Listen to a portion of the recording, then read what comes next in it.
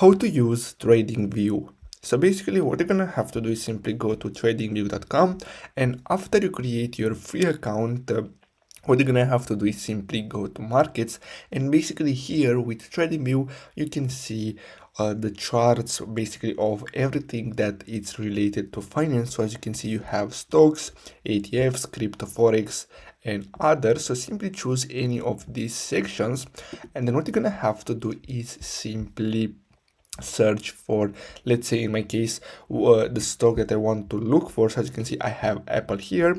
So what I can do, I can simply look for the price, the current price, and I can sort this, as you can see, by 1 day, 1 month, 3 months, 1 year, or all time. So as you can see here, you can see the growth of the stock.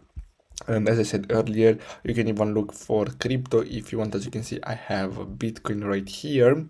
And what you can do, you can simply click on see on super charts, and basically this will open you another page where you can see more in-depth settings basically and statistics. And as you can see, you can play around and you can start drawing charts, and you can do your analysis basically. So basically that's how you can use TradingView. I really hope you found this video helpful. Don't forget to like and subscribe, and I'll see you in the next video. Thanks for watching.